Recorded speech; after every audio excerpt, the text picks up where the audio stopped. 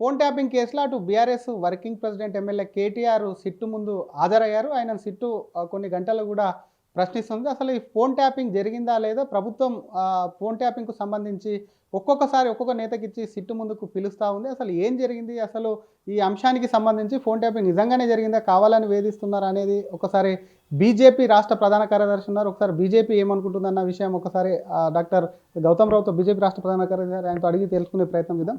Sir, phone tapping అంశంలో ఈరోజు కేటీఆర్‌ను విచారణకు పిలిచింది. ఆయన రాధాకిషన్ రావుతో పాటు ఇద్దరిని కూడా విచారణ చేస్తున్నాడు. ఆ కేసుకు సంబంధించి ఏం చెప్తారు? అసలు ఫోన్ ట్యాపింగ్ అంశం జరిగిందని అనుకుంటున్నారా? ఫోన్ ట్యాపింగ్ జరిగిందని చెప్పి రాష్ట్ర ప్రభుత్వం చెప్తా ఉంది. తర్వాత దాంట్లో బీజేపీ నాయకులది కూడా ఫోన్ ట్యాపింగ్ అయిందని చెప్పినారు. గతంలో సంజయ్ గారు కూడా దాని మీద కమిషన్ ముందు అటెండ్ అయినారు. జడ్జెస్ యొక్క ఫోన్ ట్యాపింగ్ కూడా అయిందని చెప్తున్నారు గవర్నమెంట్.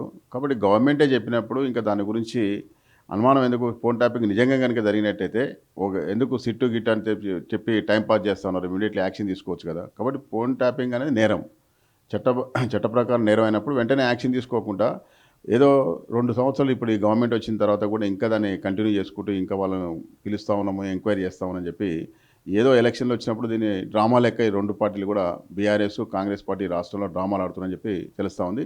తర్వాత బీఆర్ఎస్ మేము ఏం చేసినప్పటికీ కూడా మేము వదిలిపెట్టామని చెప్పి ఈయన మాట్లాడుతున్నాడు. తర్వాత మేము ఎట్టి పరిస్థితుల్లో మిమ్మల్ని వదిలిపెట్టామని చెప్పి వాళ్ళు మాట్లాడుతున్నారు. కానీ ఇద్దరి డ్రామాలుగానే ఈ యొక్క రాష్ట్రంలో చలమణి అవుతున్నారు. మరొక పక్క బీఆర్ఎస్ నాయకులకు కేటీఆర్ అంటున్నారు, నిజంగా ఒట్టేసి చెప్తున్నా, నేను ఎటువంటి అవినీతికి కానీ అనైతికకు సంబంధించినటువంటి అంశాల్లో కూడా పాల్గొనలేదు. ఫోన్ ట్యాపింగ్ అనేది కూడా ప్రతి ప్రభుత్వం చేస్తుంటే అందులో భాగమే, తమకు అసలు తెలియదని చెప్పి వాళ్ళు అంటున్నారు. సార్, మీ నేతలేమో ఫోన్ ట్యాపింగ్ మరి చేశారని చెప్పి సంజయ్ గారు కావచ్చు, రఘునందన్ రావు గారు కావచ్చు, ఈవెన్ కిషన్ రెడ్డి, జర్జల్సా అందరూ చేసిందని చెప్పి పెద్ద ఎత్తున ఆరోపణలు కూడా వేసింది. దానికి సంబంధించి ఆయన వ్యాఖ్యలను ఎలా చూస్తారు?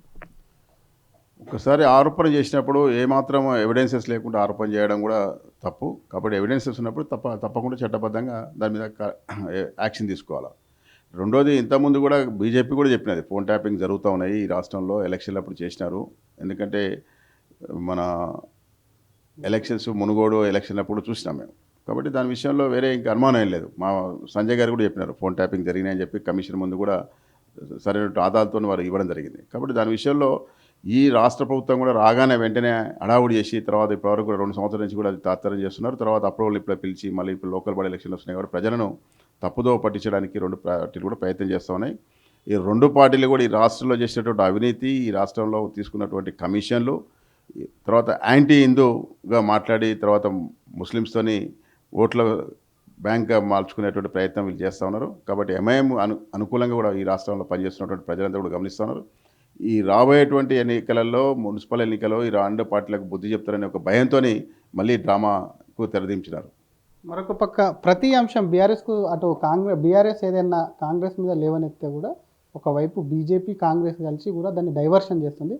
ప్రస్తుతం నైని కోల్ బ్లాక్ ఇష్యూకి సంబంధించినటువంటి అంశం అనేది ఉంది. అది బీజేపీ కేంద్ర ప్రభుత్వంలో ఉన్నటువంటి, రాష్ట్ర ప్రభుత్వంలో ఇద్దరి మధ్యలో ఉన్నటువంటి పంచాయతీ. అందులో జరిగినటువంటి అవినీతి టెండర్ల గురించి 2 పార్టీలు కలిసి కూడా డైవర్ట్ చేస్తున్నాయి. అందుకే కేటీఆర్కు నోటీసులు ఇచ్చి పిలిచాయని చెప్పి బీజేపీ ప్రధానంగా, బీఆర్ఎస్ ప్రధానంగా మిమ్మల్ని బీజేపీ మీద కూడా ఆరోపణ చేస్తుంది. అందులో నిజం ఉందా? మీ 2 పార్టీలు కాంగ్రెస్తో ఏమైనా బీజేపీ కుమ్మక్కైందా? గతంలో కూడా ఈ బొగ్గు స్కామ్లో కాంగ్రెస్ పార్టీ ఏ విధంగా ఉందో ప్రజలంతా తెలుసు. తర్వాత దాని విషయంలో బయటకు వచ్చిన నేషనల్ లెవెల్లో. తర్వాత మోడీ గారు వచ్చిన తర్వాత ఈ కరప్షను, తర్వాత ఈ యొక్క లీకేజెస్ అని కూడా కంట్రోల్ చేయడం కొరకు ఓపెన్ యాక్షన్ కింద పెట్టినారు. దాన్ని ఈ రాష్ట్ర ప్రభుత్వం ఉన్నటువంటి గతంలో ఉన్నటువంటి బీఆర్ఎస్ పార్టీ, తర్వాత ఇప్పుడున్నటువంటి కాంగ్రెస్ పార్టీ 2 కూడా కిషన్ రెడ్డి గారు మొన్న ప్రెస్ మీట్లో క్లియర్ చెప్పినారు. ఒకటి, అక్కడ ఉన్నటువంటి సిఆర్ఎస్ ఫండ్ ఏదైతే సింగరేణి ఉన్నటువంటి సిఆర్ఎస్ ఫండ్ కూడా అక్కడ ఉన్నటువంటి హెల్త్ విషయంలో దాని విషయంలో వాడకుండా వీళ్ళ మినిస్టర్లు, ఎమ్మెల్యేలు సోపాలు కొనుక్కున్నారు. తర్వాత మిగతా పర్సనల్ ఎక్స్పెండిచర్ కింద సిఆర్ఎస్ ఫండ్ యూజ్ చేసిందని చెప్పి కూడా చెప్పినారు. తర్వాత 37,000 కోట్లు, దాదాపుగా 37,000 కోట్లు బీఆర్ఎస్ అప్పుడు, తర్వాత ఇప్పుడు ఇంకా 47,000 కోట్లేమో కాంగ్రెస్ ప్రభుత్వం వచ్చిన తర్వాత కూడా అప్పుగా తయారైందని. కాబట్టి అది కూడా చెప్పినారు, మాకు సెంట్రల్ ప్రభుత్వం కేంద్ర ప్రభుత్వం కనుక ఇచ్చినట్టయితే దాన్ని లాభాలు తీసుకొస్తాం సింగరేణి అని.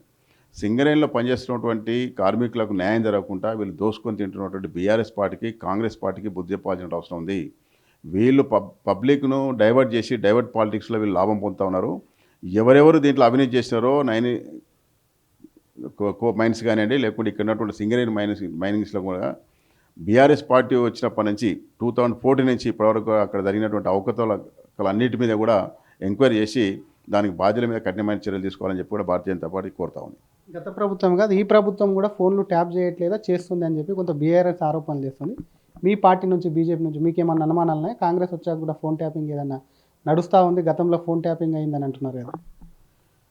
ఫోన్ ట్యాపింగ్ విషయంలో ఏ ప్రభుత్వం చేసినప్పటికీ కూడా చట్టబద్ధంగా నేరం కాబట్టి కఠినమైన చర్యలు తీసుకోవాలి.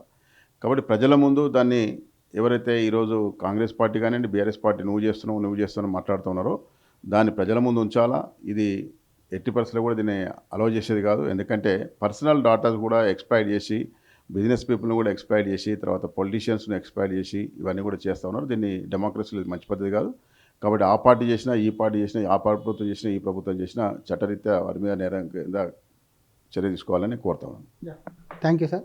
ఇది ఒకవైపు ఫోన్ ట్యాపింగ్కు సంబంధించినటువంటి అంశాన్ని, అటు నైని కోల్ బ్లాక్ సంబంధించిన అంశం ఏదైతే ఉందో దాని మీద వచ్చినటువంటి టెండర్లో అవినీతి ఆరోపణలు ఏవైతున్నాయో వాటన్నిటిని కూడా డైవర్ట్ చేసేందుకు రెండు పార్టీలు కలిసి నాటకాలు ఆడుతున్నాయి. ఎందుకంటే గతంలో సింగరేణిలో 10 ఏళ్ళు కూడా బీఆర్ఎస్కు సంబంధించి అప్పుడు అందులో అవినీతి జరిగింది. ఇప్పుడు కూడా కాంగ్రెస్ వచ్చిన తర్వాత కూడా కొంత అటువంటి పబ్లిక్ను డైవర్ట్ చేయడానికి ఇదంతా చేస్తున్నారు. ఎవరు ఫోన్ ట్యాపింగ్ చేసినా ప్రభుత్వాలు ఏవైనా వ్యక్తిగత గోప్యతకు సంబంధించి మాత్రం దెబ్బతీస్తే వాళ్ళ మీద చట్టపరంగా కఠిన చర్యలు తీసుకోవాలి. కాబట్టి డెఫినెట్గా ఫోన్ ట్యాపింగ్ జరిగి ఉంటే మాత్రం ఈ తాత్పర్యం అనేది కరెక్ట్ కాదు, డైవర్షన్ పొలిటిక్స్ అనేది కూడా కరెక్ట్ కాదు. చేసిన వారి మీద చర్యలు తీసుకోవాలి అని చెప్పి కూడా బీజేపీ రాష్ట్ర ప్రధాన కార్యదర్శి డాక్టర్ గౌతమ్ రావు డిమాండ్ చేస్తున్నారు. అసలైన తొలి వెలుగు. ఫాలో వాట్సాప్ @తొలి వెలుగు official.